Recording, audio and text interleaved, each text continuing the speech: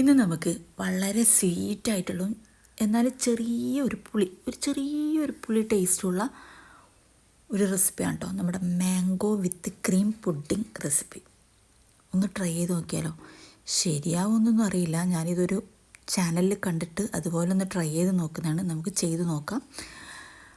അപ്പോൾ അതിന് വേണ്ടി ഞാനിവിടെ 2 മാങ്ങ എടുത്തിട്ടുണ്ട്. ഒന്ന് വലുതും ഒന്ന് ചെറുതും കേട്ടോ. നിങ്ങളുടെ കയ്യിൽ എങ്ങനെയാണുള്ളത് എടുക്കുക.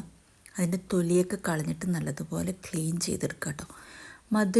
ഇത്തിരി മധുരം കൂടിയ മാങ്ങയാണെങ്കിൽ കൂടുതൽ ബെറ്റർ. അപ്പം മധുരത്തിനനുസരിച്ചിട്ട് പുളി കൂടുതലായി കഴിയുമ്പോൾ ഇത് പുഡിങ് ഉണ്ടാക്കി വരുമ്പോൾ ഒരു രസമുണ്ട്, ഒരു ടേസ്റ്റ് വ്യത്യാസം ഉണ്ടല്ലോ അധികം പുളിയായി കഴിഞ്ഞാൽ. അപ്പോൾ ഈ മാങ്ങയൊക്കെ നല്ലതുപോലെ അരിഞ്ഞെടുത്തിട്ട് ഇവിടെ നന്നായിട്ടൊന്ന് മിക്സിയിലിട്ട് അരച്ചെടുത്തിട്ടുണ്ട്.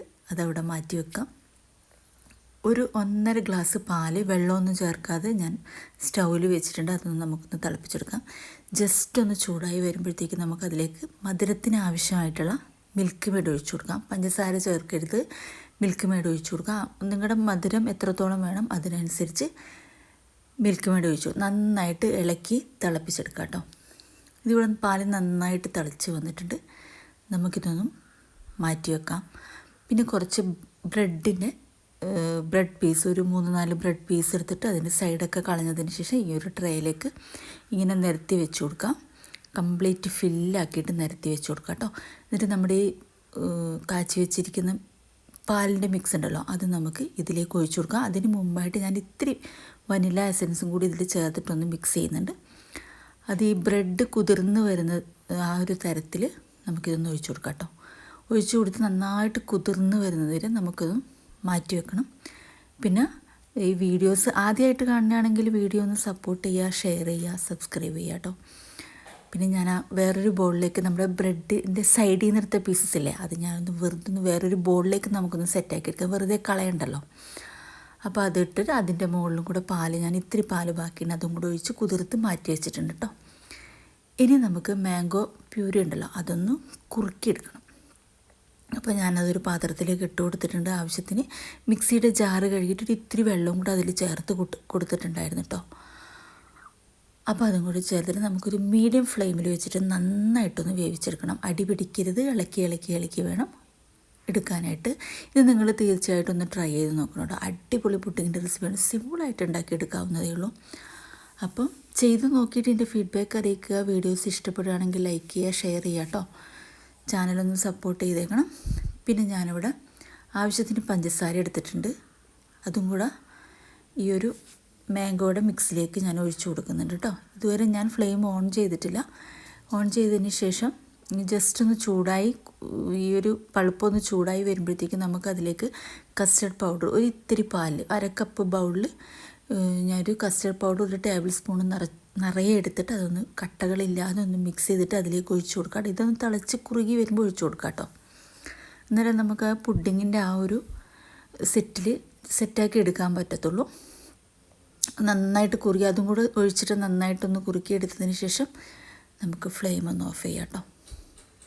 ഇതൊരു മീഡിയം സൈസ് ചൂടാറിയതിന് ശേഷം വേണം നമുക്ക് ഈ ബ്രെഡിൻ്റെ മിക്സിലേക്ക് ഒഴിച്ചു കൊടുക്കാനായിട്ട്. അതൊന്ന് കുറുകി, മാങ്ങയുടെ പൾപ്പൊന്ന് കുറുകി വന്നതിന് ശേഷം നമ്മുടെ കസ്റ്റർഡ് പൗഡർ മിക്സ് ചെയ്ത പാലുണ്ടല്ലോ അതും കൂടെ ഒഴിച്ചു കൊടുത്തു. എന്നിട്ട് നന്നായിട്ടൊന്ന് ഇളക്കി ഒന്ന് കുറുക്കിയെടുക്കണം.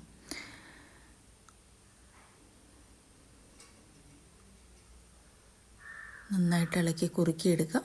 ഇതിപ്പം നന്നായിട്ട് തളയൊക്കെ ഇങ്ങനെ പൊട്ടി വരുന്നുണ്ട്. പെട്ടെന്ന് തന്നെ കുറുകി ഒരു 3-4 സെക്കൻഡ് ഇളക്കുമ്പോൾ തന്നെ നന്നായിട്ട് കുറുകി വരും കേട്ടോ. എന്നാലും നമ്മൾ ലോ ഫ്ലെയിമിലാക്കിയിട്ട് നന്നായിട്ടൊന്ന് കുറുക്കി എടുക്കുക കേട്ടോ. കുറുക്കിയെടുത്തതിന് ശേഷം ഒന്ന് മാറ്റി വെക്കുക. ഇത്തിരി ഒന്ന് ചൂടാറിയതിന് ശേഷം, നല്ലതുപോലെ ചൂടാറരുത്, ഇത്തിരി ഒരു തിളച്ച ചൂടില്ല അതൊന്ന് പോയതിന് ശേഷം നമുക്ക് ഈ ബ്രെഡിൻ്റെ മിക്സിലേക്ക് ഒന്ന് ഒഴിച്ചു കൊടുക്കുക. എന്നിട്ടൊന്ന് മാറ്റി വെക്കുക. ഫ്രിഡ്ജിലേക്ക് വെക്കണമെന്നില്ല, ഒന്ന് മാറ്റി വെക്കുമ്പോഴത്തേക്കും നമ്മൾ ക്രീമൊന്ന് ബീറ്റ് ചെയ്തെടുക്കുമ്പോഴത്തേക്കും ഇതൊന്ന് സെറ്റായി വരും കേട്ടോ.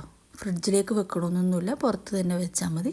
നമുക്കൊന്ന് ഫുള്ളായിട്ട് കവർ ചെയ്തിട്ട് ഒഴിച്ചു കൊടുക്കാം കേട്ടോ. നമ്മുടെ ആ ബൗളിലേക്ക് ഒഴിച്ചു കൊടുക്കുക. നമ്മുടെ ആ ബ്രെഡിൻ്റെ സൈഡ് ഭാഗം കുതിർത്തി വെച്ചില്ല, ആ ഒരു ബൗളിലേക്ക് ഒഴിച്ചു കൊടുക്കുക. നന്നായിട്ട് എല്ലാ ഭാഗത്തേക്കും ഫില്ലാകുന്ന രീതിയിൽ വേണം ഇത് ഒഴിച്ചു കൊടുക്കാനായിട്ട് കേട്ടോ. കുട്ടികൾക്കൊക്കെ ഇത് ഒരുപാട് ഇഷ്ടമാവുന്ന ഒരു പുഡിങ്ങും കൂടിയാണ്. കുട്ടികൾക്കും കൂടി ഉണ്ടാക്കി കൊടുക്കുക.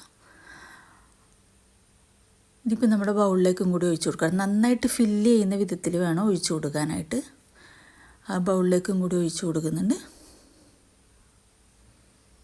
ഓരോ ഗ്ലാസ് ഒരു ചെറിയ കപ്പിലൊക്കെ നമ്മളിങ്ങനെ ഓരോ സെറ്റാക്കി ഫ്രിഡ്ജിൽ വെച്ച് തണുപ്പിച്ചെടുക്കണമെങ്കിൽ നമ്മളിത് സേവ് ചെയ്യേണ്ട ആവശ്യമില്ല. ഇങ്ങനെ കട്ട് ചെയ്തിട്ട് സേവ് ചെയ്യേണ്ട ആവശ്യമില്ല. അത് ഓരോ ബൗൾസായിട്ട് നമുക്കെടുത്ത് കഴിക്കാവുന്നതാണ്. അപ്പോൾ ഫുള്ളായിട്ട് ഞാൻ മാംഗോ പൾപ്പ് ഇത്തിരി ഒരു 2-3 ടീസ്പൂൺ ഞാനിവിടെ മാറ്റി വെച്ചിട്ടുണ്ട് കേട്ടോ. അത് ഞാൻ ലാസ്റ്റ് പറയാം. ഇതൊന്ന് തണുത്ത് വരട്ടെ. അപ്പോഴത്തേക്കും നമ്മുടെ ഫ്രഷ് ക്രീം, നമ്മുടെ വിപ്പിംഗ് ക്രീം ഉണ്ടല്ലോ, അതൊന്ന് നന്നായിട്ട് ബീറ്റ് ചെയ്തെടുക്കാം കേട്ടോ. നന്നായിട്ടെന്ന് വെച്ചാൽ നല്ലതുപോലെ ബീറ്റ് ചെയ്തെടുക്കണം.